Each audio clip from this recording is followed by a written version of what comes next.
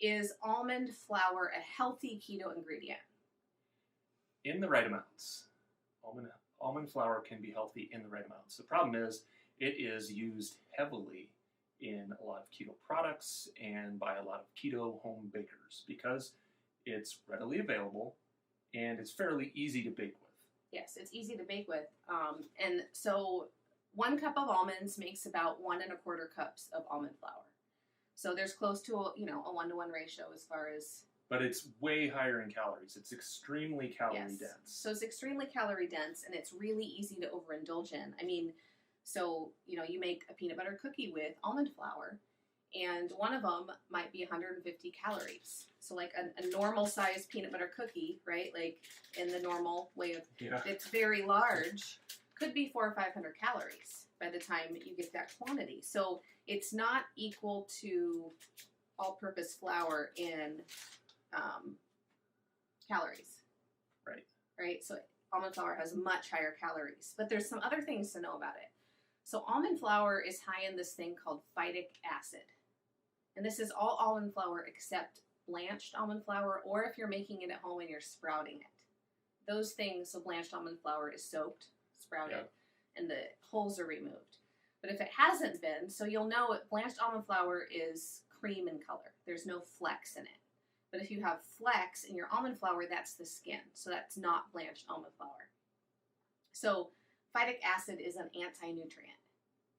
Yeah, so over time, plants have developed ways to protect themselves from predators, just like animals and mammals. And so some of these anti-nutrients are the things that are supposed to protect it from getting eaten by other things. So while humans are mostly okay with eating a lot of this stuff in the right quantities, some people are extremely sensitive to these anti-nutrients or can be exposed to them in high quantities and then, might notice it then as well.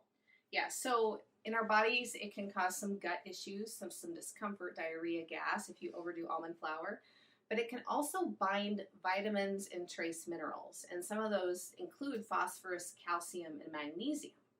And with most of our population already deficient in magnesium, and more magnesium needs when you're on a keto diet, more electrolyte needs, that can turn into a problem if you are eating too much almond flour.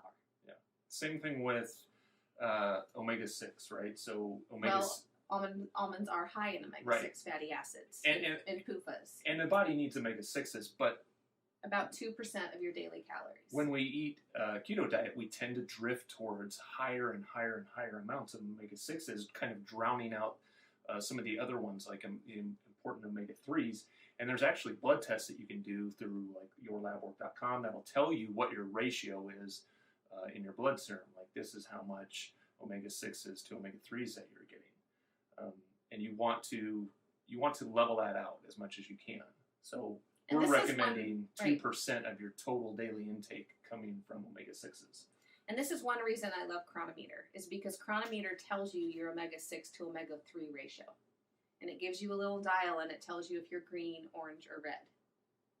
Yeah. So it's very easy just to put in a standard day or what you want to eat or what you ate before and just kind of see where you're at as far as your omega-3 to omega-6 ratios. So why are we worried about too many omega-6s? Well, gut issues. It comes back to digestion. We need to be, our digestion needs to be good in order for our body to be healthy.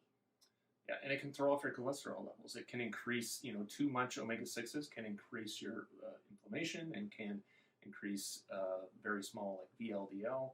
So it can cause oxidative stress, so more free radical damage in your body. So I like to kind of use the analogy of how a car rusts, right? You can kind of see how a car rusts. Well, when we say free radical damage, kind of picture that as rust happening inside of your body. So oxidative stress. And then there's metabolic implications and inflammation of too much omega-6. And it really is easy to get a lot of omega-6s, especially with almond flour. Now, almond flour is great. I love almonds. But, it's just like all things in moderation. Yeah. So, if you have a question about an almond flour product, this, that, or the other thing, one of the best things to do is to go log it. So we like Chronometer.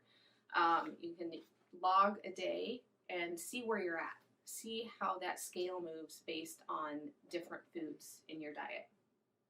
So what do you do instead? So that's why for the past year I've been working on more and more coconut flour recipes. So on this YouTube channel, Facebook page, you'll find, or you can go to our website at wholebodyliving.com and just search coconut flour, and it'll come up with all the coconut flour recipes. So some of the things that we've put out there are coconut flour waffles and pancakes, and our upcoming cupcake cookbook that's coming out is, you guessed it, 100% coconut flour based. So these are desserts you can feel good about. Now, I do have the page up for those of you. I know those of you asked me last week, well, how do I learn more about the Keto Cupcake Cookbook that's coming out in July? You can sign up now. It's going to be going up for pre-order soon, and I'm going to be running a special pre-order sale with bonuses. So we will post that link in the comments, so you'll also be able to find it under the video if you're watching this later. Oh, there it is. It's wholebodyliving.com/new keto cupcake cookbook with dashes in the middle. So Jeremy put that up on the screen. So you can sign up there, and that list of people who signs up will be the very first to know when it goes up for pre-order.